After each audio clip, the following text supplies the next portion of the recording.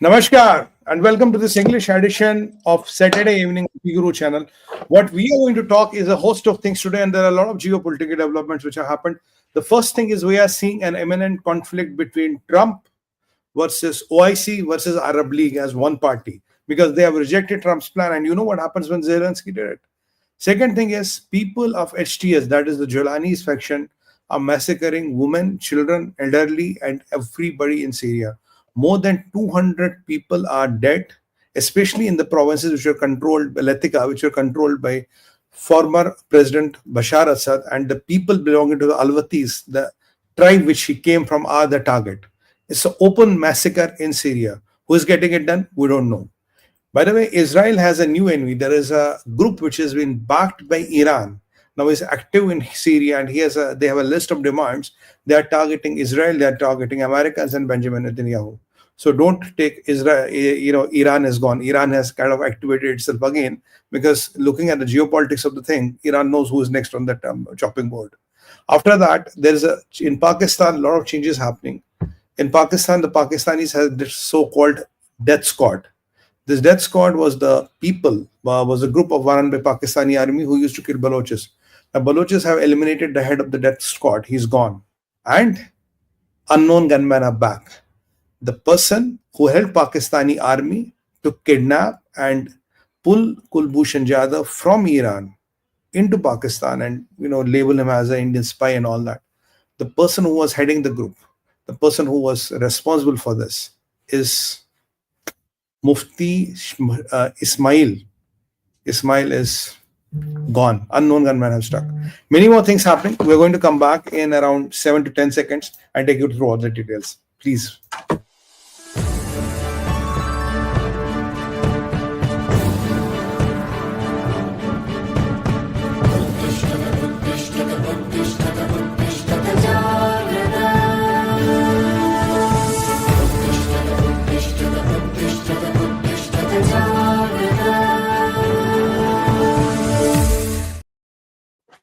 Namaskar. We begin with this ongoing Cairo summit, which appears to be a non-starter. Over to you, Sumit. Yeah. Sir, thank you very much. In the name of Bhagwan Sree Ganesha, let's do the Sree Ganesha of today's vlog. Look, let's go back 3 days back. 3 days back, there was an informal summit. Even if you go 1 week back, or maybe 10 days back, Rubio had to go to a lot of countries in Middle East. He cancels all the meetings. He calls on MBS and he asks MBS to organize a summit. My guess that day was it's an informal summit, and he has asked MBS to pull everybody and put everybody in a perspective and tell them the things in Middle East have changed. That was a part one. Then on Tuesday, I think around 4 days back, there was an informal summit happened in Riyadh when MBS called everybody. Then after that, there was a formal summit which I told was happening in Cairo on Tuesday. There's a summit which happened there. And in that summit, these people, the Arab League, they proposed a plan. The plan was that $53 billion plan will make a temporary stay in Gaza. We will kind of move people there and we'll rebuild the Gaza and build all the roads and everything. And with it, use the rubble which is there in Gaza to build new port, fishing port, and an airport, which was directly a major security challenge to Israel, and they kind of rubbished Trump's plan. So in retaliation to that, Trump said 2 days back, leave all the hostages today, leave Gaza to live, or you all will be eliminated. So that was Trump's retaliation to it. But again, the things did not settle here. This plan was proposed by Egypt. And the Egypt's foreign minister is the person behind who is believed to be the brainchild behind this plan. And in the meanwhile, there was one more important development yesterday in the Middle East, because yesterday I was not on P Gurus. The development was that now there is credible evidence which has emerged that Shin Bet had warned Benjamin Netanyahu that there would be an attack like this. But Shin Bet admits that they did not know the quantum of the attack will be so big. And the problem is that when Shin Bet warned Benjamin Netanyahu ignored that because there is another group within the Israeli government and within the global intelligentsia which told Benjamin Netanyahu, no, it's not happening. Why it is not happening? He said, look, the Hamas is looking for peace, is looking for prosperity, is looking for development. And they're using a lot of money which they're getting to develop Gaza and make it a Singapore or a Dubai or whatever. And Benjamin Netanyahu, I don't know, he's a very smart guy and I have the greatest respect for him.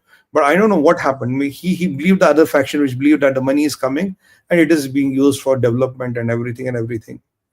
And then 7th October 2023 happened, you know that. And after 7th October 2023, I also told you $2.1 billion were sent by Joe Biden, basically Barack Hussein Obama, to Hamas in Gaza. We'll discuss that. But here a critical angle emerged. The angle which I have been always talking about, the angle which I have been always warning about. I've been talking and warning about two things. If you look at any of my videos for last one and a half year, especially last 6 months, I said Qataris are the most dangerous people in the whole of Middle East and they're funding every terrorist organization. Doesn't matter who you are. And Egypt is up to something. I've been maintaining this in Hindi, English, wherever you see me. Now, it is believed that Qatar was pumping a lot of money to Hamas, so-called trying to do development in Gaza. But eventually, it turned that Shin Bet was right and the Shin Bet chief was right. All this money was not used for the development of Gaza, but was used to build bunkers and arms and ammunition, was used to dismantle and massacre Israelis, what the Qatari money was used. And it is no surprise that Qatar knew where the money was going. It is no surprise Qatar knew there is no business in Gaza. And it is no surprise that Qatar found a very innovative way to fund terror of Hamas. When Trump came to know this, he was very fuming. He was very upset. Trump decides to move all his assets out of Qatar. That is why he came up with the plan that I need Gaza because ultimately I'll move everything, whatever I have in Middle East, because you have your base in Qatar, then you have Kuwait, and then you have Bahrain. I'll move everything into Gaza. I'll control that land. And I don't want the banking, those money laundering countries to come up where the money laundering is the way of survival. So that's why he wanted a permanent stuff in Gaza. He said that's why I need Gaza. For having Gaza and having a peace to Israel, the plan was half of the Palestinians go here, half go to Jordan, half go to Israel, and that is how it looks. Now, not Israel, half to Jordan, half to Egypt. How it looks. Now, sir, I'm trying to recollect a lot of points so that there's a flow to it. No worries. Yeah. It was kind of rejected. Now, this was Trump's plan. The Arab League came and rejected it. Trump said, okay, if you want to leave Gaza, otherwise nobody will live. Then with this thing, there are two things which emerged. Now, I have to tell you something very important. Now, if you look at the two players in the discussion here, Egypt and Gaza and Jordan, what is the position of Jordan? I'll tell you some hard-hitting facts of Jordan. Jordan, 50% of the population which are Jordanians now are basically Palestinians. Jordan did the mistake of giving them a Jordanian passport. That's point number one. 20% of the Jordan is unemployed. 20% unemployment in Jordan. Jordan doesn't have oil. Jordan doesn't have oil, minerals, or seaport or anything. It's a country which is surviving by thin threads. 6% of the money which is used to run and keep Jordan afloat. Who sends the money? US. United States of America. They send the money. 6% of the money comes from pure 6% Sida comes from United States of America. And the legitimacy, the power, and the power behind the throne is not the Jordanian army, is the American Mukka, is the American muscle power, which keeps King Abdullah on the throne. And there is one more problem. Jordanian dinar is, if US stops hedging it, it's hedged towards US dollar. So if US walks out, Jordan is gone, it's wiped out. But the problem with King Abdullah, he's a very nice man.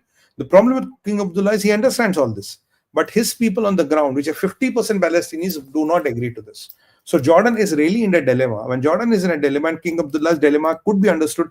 That is why Trump was one of the first, King Abdullah was one of the first or second or third world leader which Trump met because of these reasons.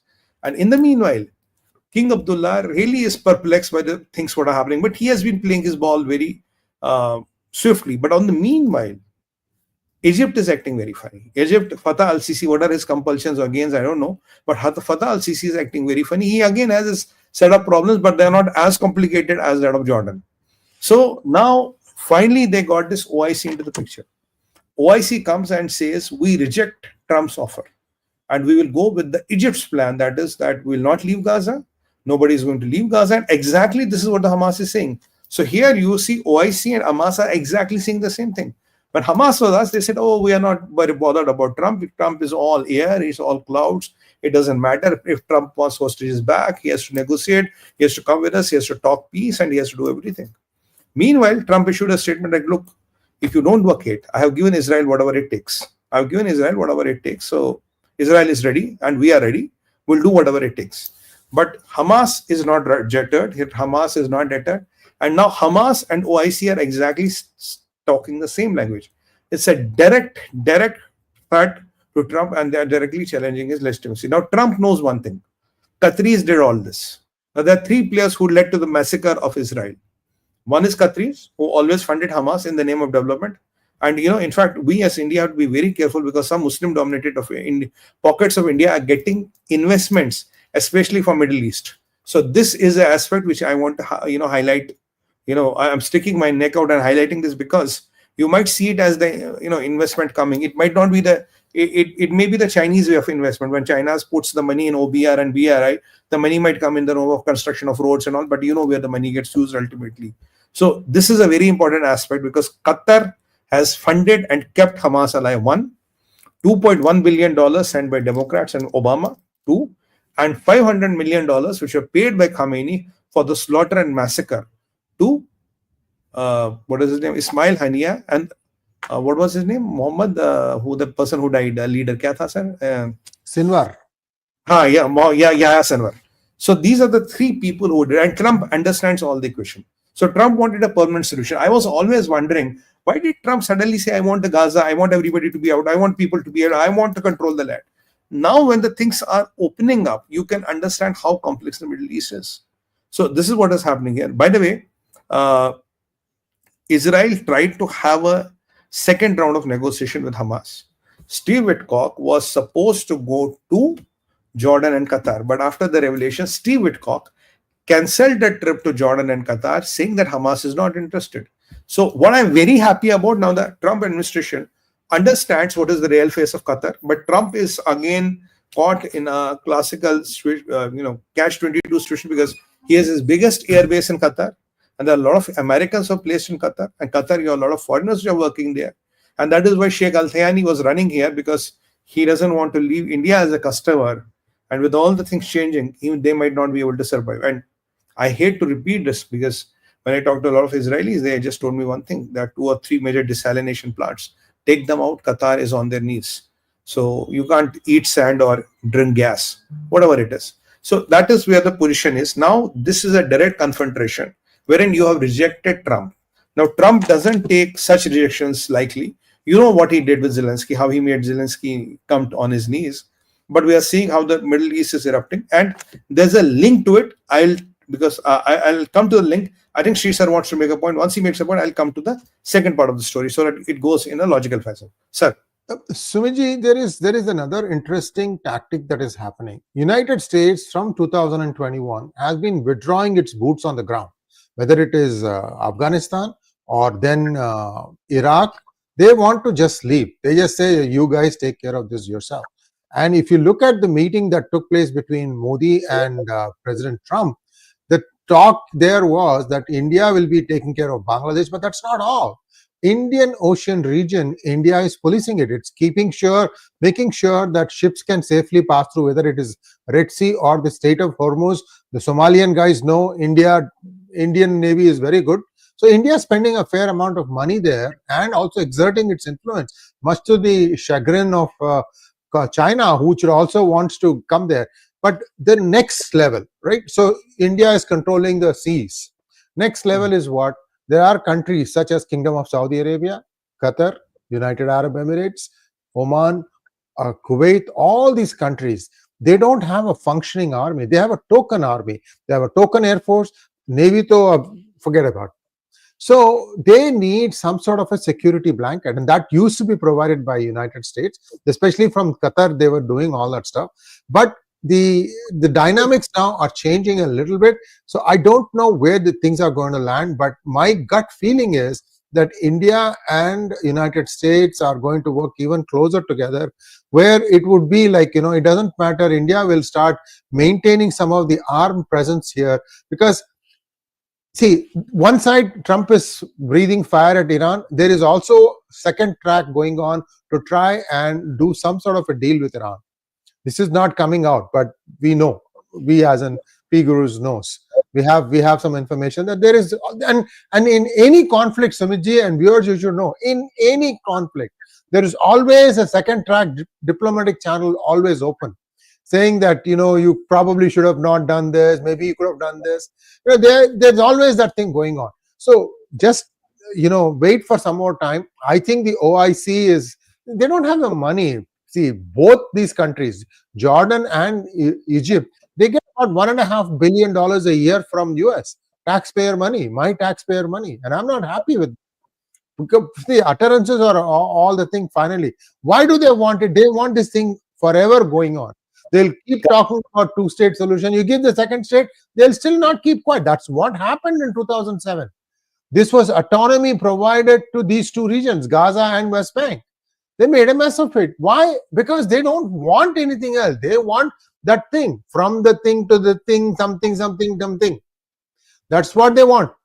So you can't do that. You just can't do that. This is one of the most militarily powerful countries in the world now. They fully know how to defend themselves, and forget it. You see, unless you lose that main train of thought, this place will always be like this. I think US taking over Ben Gurion Canal and making that canal along the line of the border with Egypt and through Gaza, I think that makes sense, and Gaza should be rebuilt somewhere else. I think that's what, far away from this land.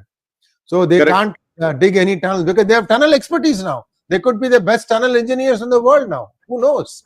So this is no good. This is something has to be told, that bure kaam ka bura natija. This has to go down the throats. They still don't understand it. Correct. Back to you, sir. Yeah. Now, in fact, I'll add to where you kind of left. It's around $2.13 billion to one, and around $2.25 billion to another country. It's not only that 2.25, but like in Jordan, I explained to you how many things, because even the dinar is standing today and is not bankrupt or defunct, is because the US is backing it up. If US pulls the rug, the Jordanian dinar is over.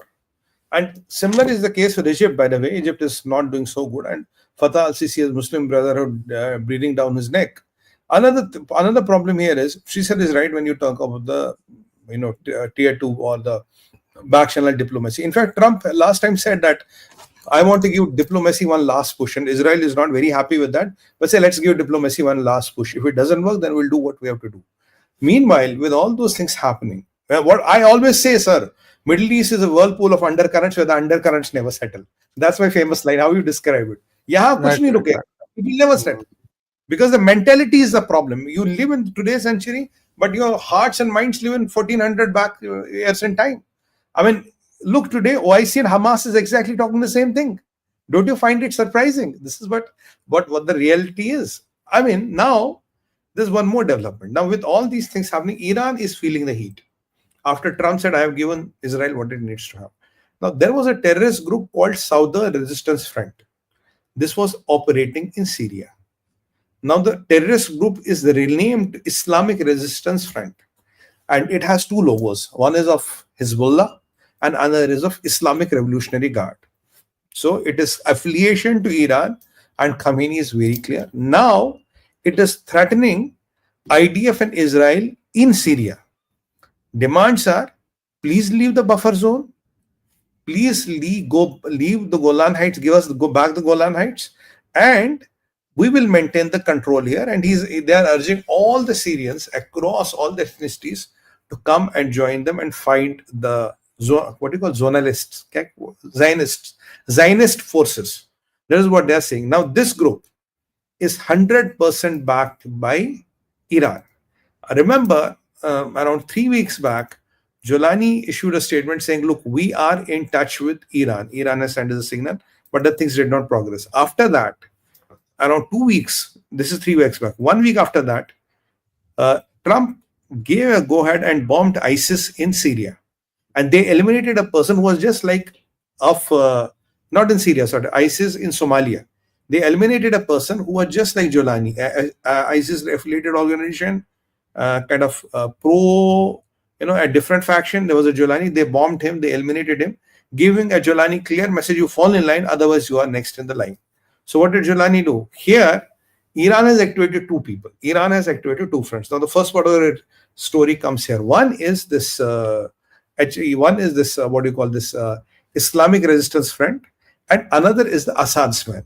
Because whatever happened in 𝗤𝗏𝗏 was basically the current Jolani's army or the faction they were going through there. They got ambushed and they lost around 20-30 men in various ambushes. So as a retaliation to that, they went and started asking people, if you are Alwatis, that is the tribe where Alwatis, wheat. That is the tribe where kind of Jolani comes from. So he said that if you're Alwatis, you're the people whom we are going to eliminate the next. So that is where the challenge is. So these are said, we are going to eliminate you the next, and they started killing women, men, and everybody in cold blood. Absolutely, that is what they have done. So now again, this is believed that this activation of loyalists of Assad is funded, facilitated, and is all orchestrated by Iran. So Iran is starting trouble in Syria by kind of getting up the Assad's loyalists. Assad is in Russia, right? And here they have started this Islamic Resistance Front. So one is targeting Jolani and his men, one is targeting Israel. Because here the problem is they are saying Jolani is very silent vis-a-vis Israel. Jolani is not talking and telling Israel to leave, forget the buffer zone. They are 15-20 minutes away from Damascus. Jolani is silent about Israel. Jolani is not talking anything about Israel. Western countries have kind of talked, and they are talking of kind of toning down their rhetoric or sanctions with Jolani. A lot of international leaders went and met Jolani, including one of the American delegation or the American leaders. They met Jolani. So this Jolani kind of tilting to West, not really, kind of tilting to West, showing a tints to West and not going the Israel way is what is causing a lot of problem. And by the way, Jolani needs weapons. Anybody who promises Jolani weapons, he will sink his tool. And don't forget, Ukrainian defense minister all of a sudden went to meet Jolani without any invitation. And then Iran's external affairs minister 𝗏𝗏𝗏 also went all of a sudden to meet Jolani, and after 3 days he went to Afghanistan to meet Taliban's. So start joining the dots. So you will see how the picture says. So Iran is playing the two cards here, one against Israel and one against this. Why? Because if you ferment trouble for Israel in the region next to Israel, you think that will be your safety, because then Israel will be more interested in dismantling the imminent trouble. Because why? How am I saying that? Because Benjamin Netanyahu has issued a statement. He says, we will not tolerate HTS or anybody of HTS near our doors in any way whatsoever. We don't trust HTS. If HTS tries to cross the limit or tries to come nearest, even near to the Israeli establishments, we'll retaliate. And that is exactly what Iran wants to do. So if you don't retaliate and be pro-friendly, Assad's men are going to come and slaughter you. You come and slaughter people, you will be out of the international realms. You will not have money, you will not have power, you will not survive. And for Israel, we have already this Islamic Resistance Front, which claims to have done multiple attacks on IDF. We don't know how far it's true, but this is what the Islamic Resistance Front claims to have. So Khomeini is again playing his cards here.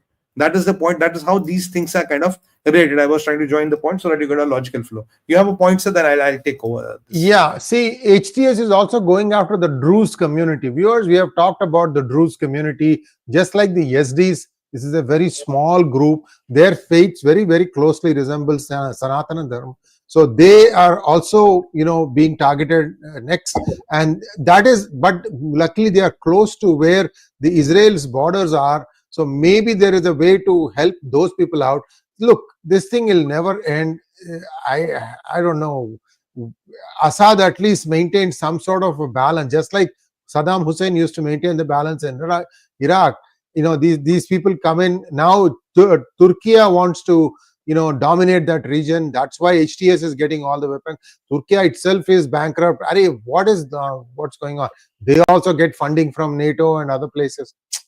I don't know. I think I agree with Trump that this USAID Band Karo and a lot of this aid to all these countries, unless they behave, don't give it.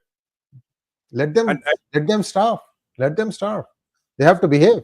Next, sir, we have 2 more topics to go through. Please just And Yeah. by the way, HTS has been getting money from USAID. Hezbollah has been getting, Hamas has been getting. This is on record. Yeah. This is on record. This is on tape now. This is on testimony on tape where they have paid money to all of these. Jolani's organization HTS got the money from USAID, and it's in billions. Not him, but all these people got billions of dollars. As you know, after 7th October 2023, $2.1 billion ended up in Gaza for Hamas from United States of America's taxpayers' money. That's a reality. Now, after that, Israel is now really worried about this new enemy, because Israel's new enemy is this Islamic Resistance Front. And what Iran is trying to manipulate is trying to look. Jolani has not taken any confrontation with Israel because he cannot afford that, because Israeli tanks are 15 minutes away from Damascus. He cannot take that because Israel has not in buffer zone. They have crossed much ahead of the buffer zone, and Benjamin Netanyahu has made it clear we will not leave buffer zone unless and until we find it is safe for Israel. So tanks are 15 minutes away from Damascus. The fronts have been reinforced. More and more troops are being sent, and IDF is ready with missile and air power, knowing what they have to do if push comes to shove. Here in the coastal city of 𝗤𝗧𝗏 and all, they are really squeezing HTS.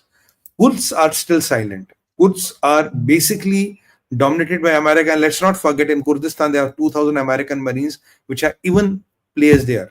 Erdogan is eyeing Kurdistan because Kurdistan has all the oil in the world. The Syrian oil is in Kurdistan. So Erdogan wants Kurdistan. Kurds don't want Erdogan. They are fighting Erdogan every day. And few people they kill a few up there, they kill a few up there. It happens every day. So US Marines are the balancing force. And last time, remember, Erdogan had issued a statement when he went to Gilani that Turkey will take over Kurdistan, and the forces, that is the Jolani and his men, can take care of the area and can also take care of the ISIS terrorists, which are under Kurds now. There are a lot of jails where a lot of ex-ISIS men are there, and Kurds are controlling them. Kurds are not letting them free. His plan was that the HTS will take over the area and will basically...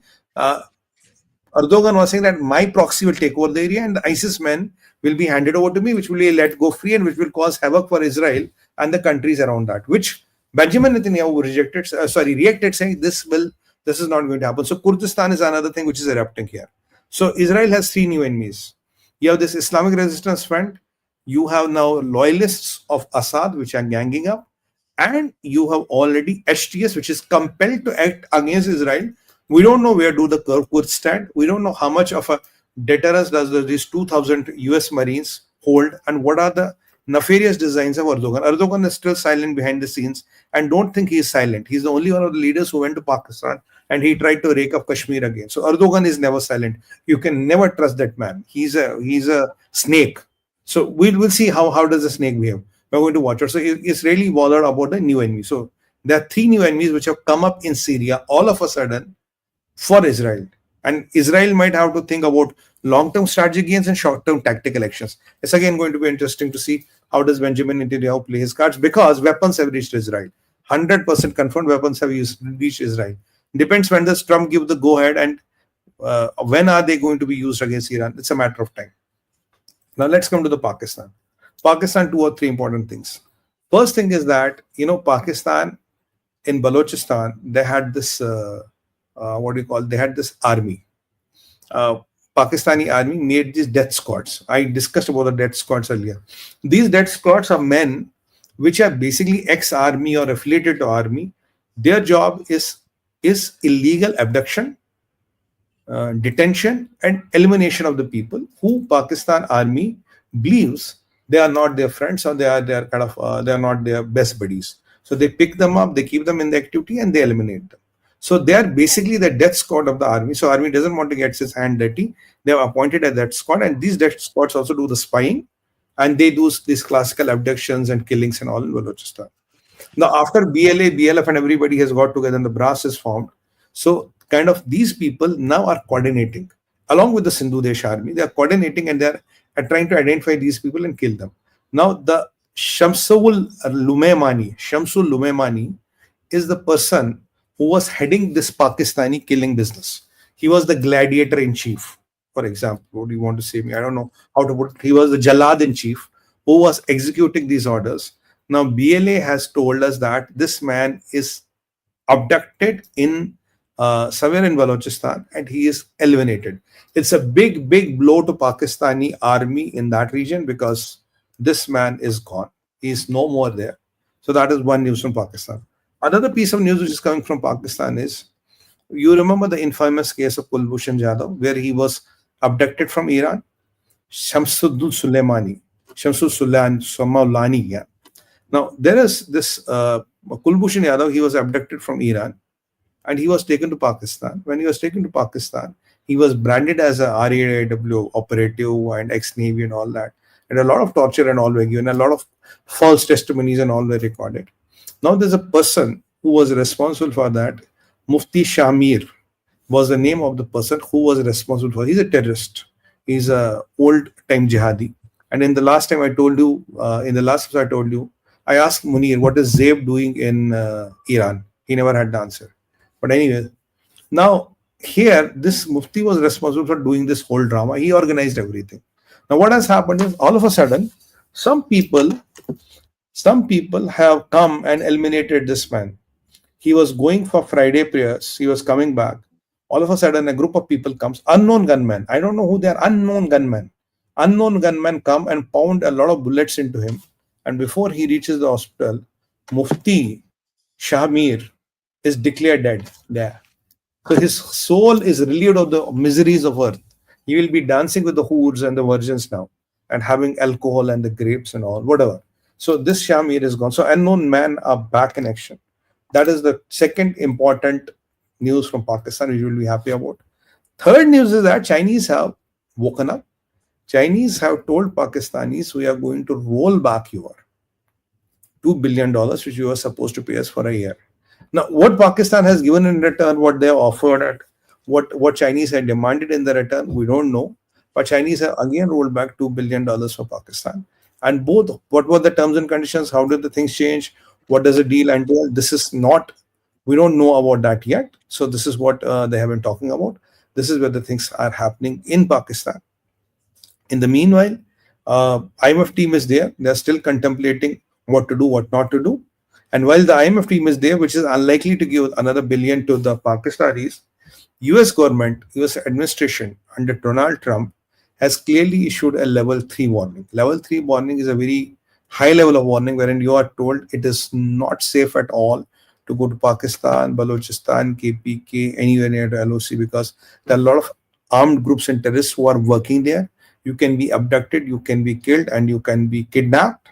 And we as US will not be able to protect you within that land. So there's a very clear-cut advisory issued to US nationals not to travel to Pakistan. And people who are by chance in Pakistan are US nationals. They are supposed to get back to their embassies, and their embassies will vet the reasons and causes and will tell them and advise them should they be in Pakistan or should they immediately leave Pakistan.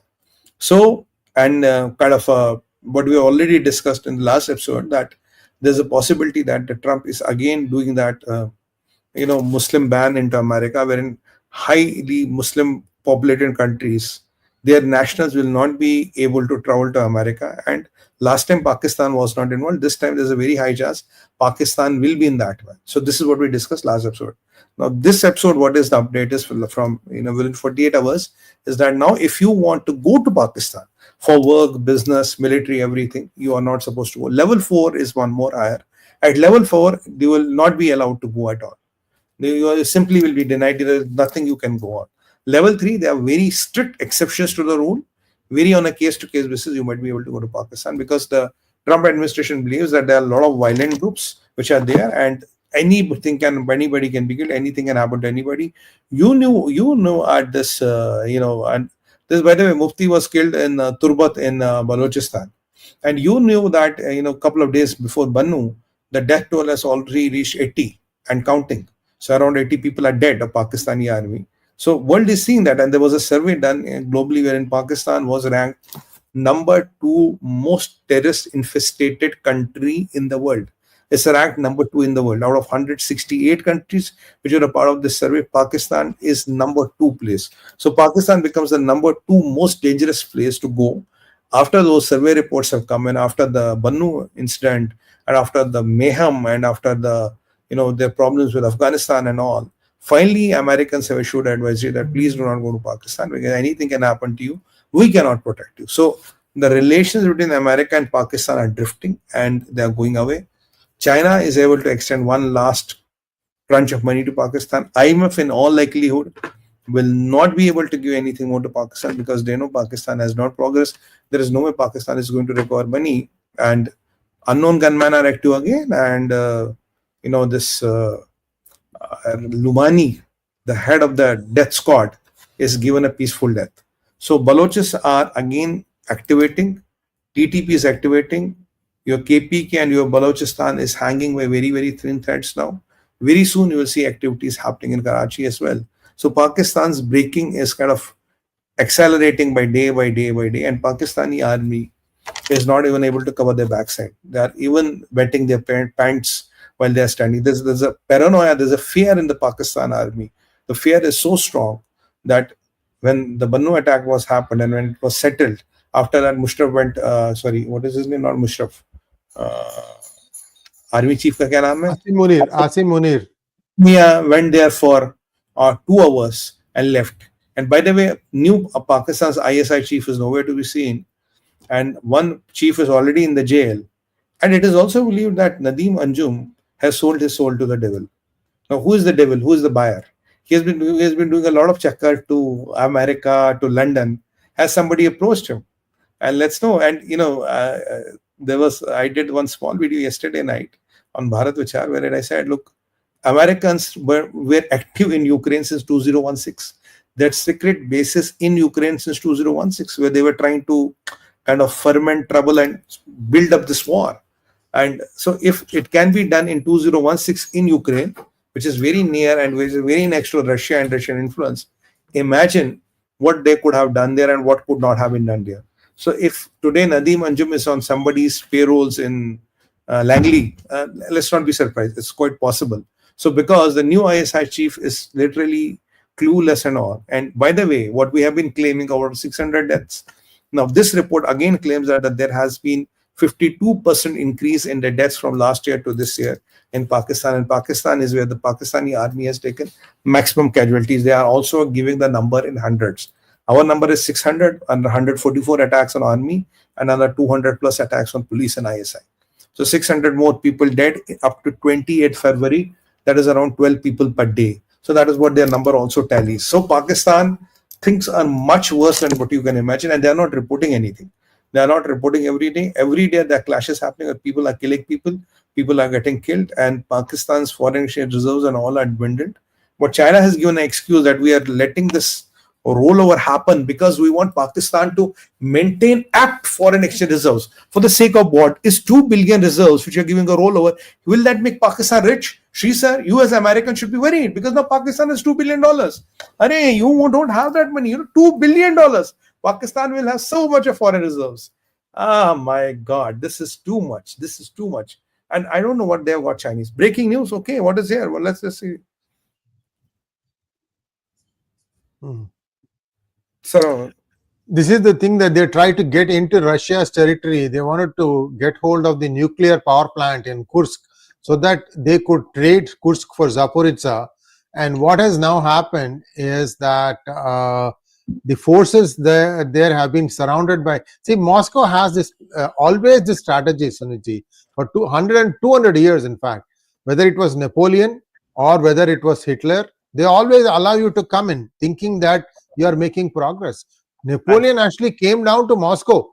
He goes to all the palaces. Nobody's living in those palaces. And he says, what the hell is going on? Then winter sets in. And then, General Winter takes care of a lot of the problems. It's just the way they fight is different. And now I think what they are also hoping to get is capture some of these NATO people alive to show that NATO is already got boots on the ground. That would be a huge problem. That would be a huge problem. Now, as the news has broken, I want to give me another 5 to 7 minutes. I want to cover one important aspect for our viewers. This was not on my agenda, but now this is important news which is Sachin Bhai has broken. Now you will be wondering about what is the relevance. Why did this all happen? It again happened because I was tracking this piece of news very, very carefully. What happened is, now if you look at couple of things which I did a video yesterday last night. There are four things which came up. First of all, since 2016, CIA has placed itself in Ukraine bordering Russia. There are at least 12 known bases which are underground in Ukraine with full and command and control of Americans and CIA. Now, there is also something called as Unit 2245. What is this Unit 2245? Unit 2245 was a special commando unit which was trained of Ukrainians by Americans, and they were given one message: not to fight. Go into the Russian territories, get hold of those Russian drones and the military gear as much as you can, bring them back in one piece. What we'll do is we'll send it to Pentagon, we'll send it to Langley, and we'll try to decode what are the Russian encryptions, how do they work, how do we override now, how can we hear that. Now, when these things happened, you see, that is how Biden, Sleepy Joe, what Trump calls him, Sleepy Joe, could predict 6 days well in advance Putin has made up his mind to invade Ukraine. While as Zelensky said, no, it's all posturing, Putin will not invade. A lot of people said that, but Sleepy Joe admits being sleepy. He said, no, they are going to invade Ukraine, because the reason is that by that time, Americans had developed a very, very clear-cut intel. They had decrypted a lot of things. They could hack into a lot of Russian spy satellites, and they could break a lot of encryptions, because usually there's an accelerator before the encryption and there's a decryptor after the encryption. So if you're able to get through into a decryptors and you're able to manipulate the accelerators, you're able to do a lot of things. So they could manage that. And that is why, American intel was the key to war. And another thing which Americans smartly did is, Sree said, they controlled 90% of the intelligence flow of Ukraine. Today, 90% of the intelligence is coming from American intel. So if you take out the American intel, Ukrainians are blank. They are like cows, tied with a scaffolding on their eyes. They don't know anything. They can go to any direction. Now, there's another thing which the Americans did. There is something called as a range and purpose. What is range and purpose? Range and purpose is that if I'm a commander, Ukrainian commander, I am given 100 kilometers of this border. This is your territory, go and manage. So what Americans were telling me, they were telling me where the Russian armies, where the Russian logistics movements are happening, which Russian machinery is being moved, which Russian missiles are being moved, everything what Russia is doing. I used to get pictures, satellite imagery, because Americans dominate this industry like nobody's business. They really dominate this, and the encryptions they had. Last time they had FIPS 142 as one of the best encryption, but I don't know, in the last 8-10 years, things must have changed. So they got everything to Ukrainians on the place. So I'm a commander, I got all the intel. Tuck. So I'll plan my men. Okay, go there, attack there, defend here, whatever. That's point number one. Point number two, which is very, very important, is that, they would also, let's say there was an attack by Russian. When Russians would attack, now this American intelligence will exactly tell you how to use and fire back the missiles. Like they have Patriots. You're the Patriots, but where does the radar imaging, where does the information, how to fire a Patriot, where to fire a Patriot, and how to intercept, and where this again came from American intelligence, which was getting fed into the system, and the Patriot will go and intercept. Now, remember on 𝗣𝗽𝗼 channel, we talked about FPV drones, the targeted attack which Ukrainians did in a military building of Russia, where a FPV drone was found and an unarmed aerial vehicle was sent, is exactly rammed into a particular room of a glass building. Now, FPV is that first vision drones, which is like somebody like a human vision, it's a drone which just gives you the look, feel of the place. It's like eyes on the air. And based on those eyes, your unarmed vehicles or your bigger drones or your predator drones or your kamikaze drones come after that and hit the target exactly. And if somebody is taken down, is this FPV drone. Now, again, this FPV drone intel was coming from the America. Now, what did the Americans do? Americans shut down the dabba. They shut down the box. Now, today, Russians have no idea what is coming to them. Their patriots, Ukrainians have no idea what is coming to them. They're patriots and nothing can be used. Their FPV system is down. And when the war started, let's not forget, Ukrainians had no communication background. Ukraine has 2 spy satellites. One is a gifted satellite. One is they bought somebody from a second-hand satellite. Now, Americans have hundreds of spy satellites there. And when the war started, Ukrainians had no communication gear. They were using mobile phones. So then Elon Musk's Starlinks came in, and he in an emergency switched on the beam over the Ukraine. Now, Starlinks has 7,000 LEO satellites. LEO is low orbit satellites which are covering the whole of the world. And they were providing those small, hassle-free communications to Ukrainians. So when Americans told you we are going to shut down the intel, which means they will shut down everything. Because if you stop the weapons, the impact may come after 15 days or even after 2 months, because I have the stockpile with me. But if you shut down the intel, the impact will be right now. You will right now have the impact coming in. That is what they wanted. So you could have a situation where your forces are blind, where your air defenses are not working, where your what you call as range and purpose is completely gone, your FPV vision is gone, your capability to defend is gone. And what happens then? And imagine if Starlink is shut down tomorrow, you can't even talk. You have to open your GSM phone and start talking. What happens? The thing I was telling yesterday, people, I say watch out for Tu-95s. Either Tu-95s would have been sent or would be sent by Russia. What are the Tu-95? Tu-95s are as equivalent to B-52s. Usually, you will not send B-52s or Tu-95s here, because with the American defense shields and American intel there, it becomes very, very dangerous for Tu-95s to enter Ukraine, because they are those long-term strategic bombers. Now, either they are sent or they would be sent by now. What is adding to your point, sir? Now, Russia will send them in and they will dismantle all the strategic infrastructure of Ukraine. So these are the machines which can carry those big bombs. And then by today morning or by sometime before the show, I was reading that Russians sent 10 of such. You can see my video last time. I said it's going to happen now. They will send that Tu-95s. And I was reading that 10 of such machines were sent in and they have destroyed the critical infrastructure of Ukraine. So when the American intel is gone, sir, Ukraine is falling like a house of cards. Remember what Trump told Zelensky in the White House? He said, if I pull back, you will not survive for 2 weeks. He said, oh, Putin told me 3 days. Now, literally that thing is happening. The American intel switch off is really making Ukrainian defenses fall apart. The arms embargo will affect them, but they might affect them in 2 months. But intel shutdown is affecting Ukraine today. So Ukrainians are really, really heading for trouble. They are flying now blind. They are trying to, ramp the car into the ammunition depot.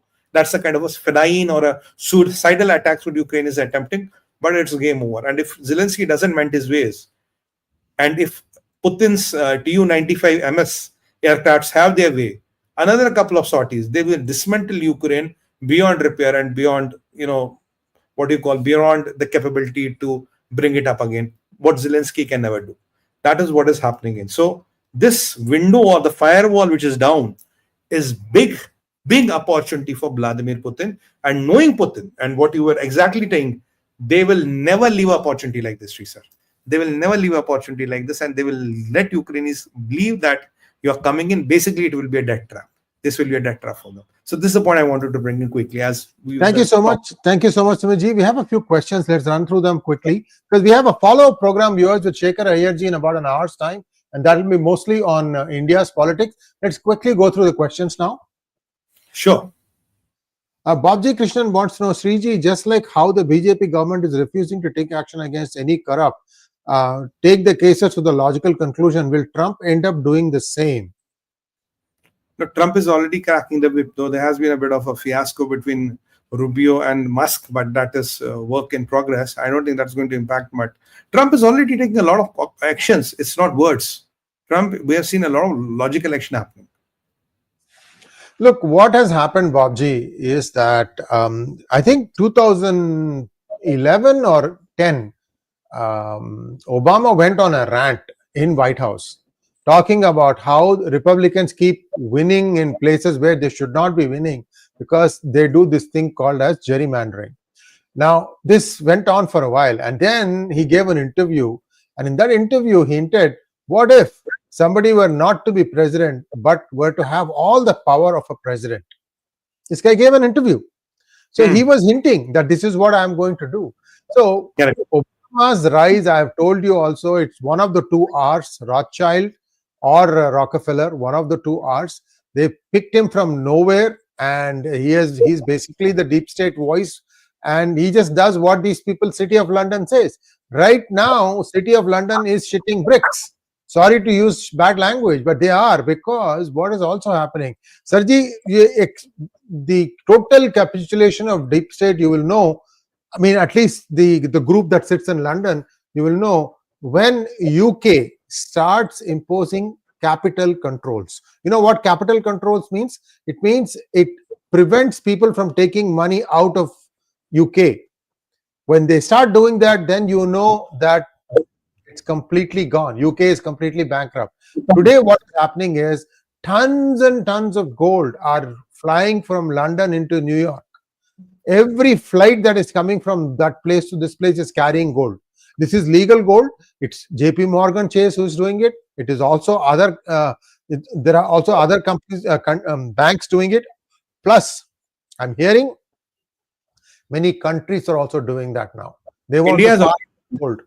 No, India is trying to get its own gold back to India, and that itself still 343 tons is still sitting in the vaults, and I don't know when it will come. Britain cannot give you because they've already leased it out.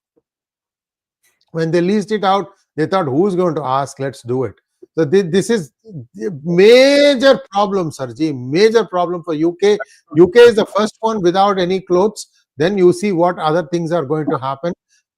And right now, Ukraine, unfortunately, is suffering a lot. That's why that sharp tweet from Trump yesterday that you are bombing the hell out of Ukraine. Stop right now and get to the negotiating table to Russia. And because he probably was told by Putin, I won't do anything, and Putin did the exact opposite. This is the problem with all these dictators, megalomaniacs. And Tu-95s he sent in. He sent in Tu-95s. Yeah. He looked, firewall is down. This is my time to send Tu-95s. He exactly encashed every second bit of it. So this deep state of EU is beginning to completely come apart at the seams. So we'll wait and see how it goes. It also strengthens the dollar more than it needs to, makes it harder for other people. But anyway, I just wanted to tell you, look out for that sign. When UK starts establishing capital controls, especially this $5 million and get a green card, it has literally lit a fuse on their, you know where. Backside. Yeah. Next one, please. Okay. Govinda Guru wants to know, why is Russia pounding Ukraine all of a sudden? Don't you think Putin is giving a chance to Zelensky to showcase his victim card? Will it force Trump to act to protect Ukraine? That's what's happening. I have answered this question because Putin is seeing this opportunity. He never sent these Tu-95s with the American field, shield or the firewall on. He did not do it. When the firewall is down, he's trying to engage that opportunity. He's trying to dismantle Ukraine's basic capabilities like water, electricity, gas, power beyond repair. So that Zelensky is literally begging and pleading. I mean, because the kind of drama what Zelensky has been doing, and the unfortunate sidekicks which Macron and Keir Starmer have been trying to be of Zelensky, that has really angered Putin and even Trump. Next one, please. Mangat Rangaji wants to know, Namaskar, Omar was on a rant saying that if BJP wanted to get back POK, who has stopped them and why didn't they do it post-Kargil when it was war-like situation? How would one respond to Omar? We should say, Omar, mind your business and make sure that you remain out of the jail, because, things can turn any day and any way. India will take POK. They will not need you. They will not ask you. You will not be consulted. Be best assured on that. And we choose that time and place of our action. We don't need sermons from you. We don't need lectures from you. And your government doesn't have even money to pay your salaries. First think, Mr. Omar Abdullah, where the next salaries are going to come from. Then stop talking about POK. That's beyond your pay grade. Tumhare auqaat ka nahi hai. Read up on Google what happened the last time Mr. Omar Abdullah came to the United States, guys. Just read it up. Peter, thank you so much for your super sticker. And that brings us to a close of today's program. Please like, share, and subscribe to our channel. Don't forget to click on the bell button for notifications. Let's take the Ashirwad of 𝗏𝗍𝗏. On that note, I would like to thank you all for your love, support, and patronage. Keep on liking us and press the like button, subscribe, and forward and share the videos. They help them to go viral. On that note, we try to take a leave from today. We'll be meeting you tomorrow morning, 10 o'clock on China. Bharat Mata ki jai, Vande Mataram, and Hara Hara Hara Mahadev. And thank you. Before we go to the music, that's why I put my finger up. Some of you wonder why I'm putting toothpaste on my forehead. Why am I putting Band-Aid on my forehead? Look, it's not Band-Aid. It is not toothpaste. It is sacred ash. It helps me keep grounded. Stay grounded, that this is where I'm headed next. So don't leave your ego outside. before you come online and speak the truth. That is all it is. And it's a matter of trying to be grounded. As a Sanatani, I believe I should do that. I can only encourage everybody to do it. I'm also trying to get a device that makes it easier so that you can see it consistently comes up. It's not like a Halley's Comet with a trail going sometimes, if you notice. Yes, go ahead. Sir, what I see now, when I visualize you, I can't visualize you without vibhuti on your head. That is my it's part of you. It's not something cosmetic. Thank you. Part of you now. Thank you. And viewers, this is not new. In 2 days ago, you saw the Secretary of State Marco Rubio wearing sacred ash. He had a cross on his forehead to signify that this is the month of Lent, L-E-N-T. It's a very Catholic thing. And they observe 1 month. They have a lot of things that they don't eat. Upwas kind of stuff. Look, all these things came only from Sanatan. They took what they thought made sense for them. But the global umbrella, it's always the Sanatana Dharma. So it doesn't matter what you think, but this is what it is. Because it's a comfortable thousands of years before all these things happened. Very, very, it's not a religion. It's a way of life. Correct. Very two sentences. Satyam vada dharman chara. Speak the truth, do the right thing. That's it. Correct, sir. Can't be more precise. One last question came in. Jahangirji wants to know something. Go ahead. Jahangirji, thank you so much. Will our guys ever take an opportunity, or are we still waiting for the weather to improve? Jahangirji, I think it doesn't make sense to get these regions. Rather, make them autonomous or make them into countries and give some sort of a defense pact or help them with like currency and stabilize their economy, make use of it. I don't think India needs to go and add more land. It doesn't need land. What it needs are buffer zones. Slight difference between the two. I think India is going to start creating buffer zones so that it has a little bit more leeway to act faster. If you have a buffer zone, you can act faster without having to answer questions in your parliament. As simple as that.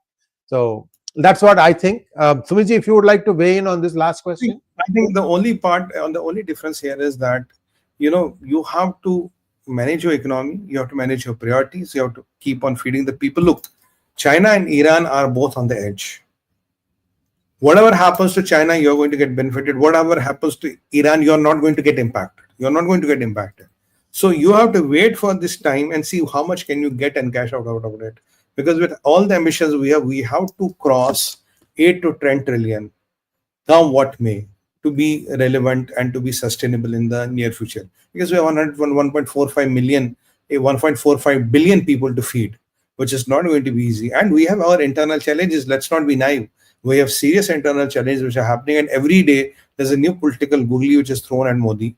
And besides that, there are people in the states who are trying to ferment trouble on anything. Like Mr. Stalin was yesterday saying he started this Hindi thing again. I mean, when nothing happens, he will just go and latch on Hindi. These are the things which are being kind of thrown every day. So you have to really tread with caution, but the priorities have to be defined. And when push comes to shove, you have to act when it comes to act. But at the same time, I think Trump is doing a lot of heavy lifting. Let him do all the heavy lifting. Thank you so much, Ji. Namaskar. Namaskar, sir.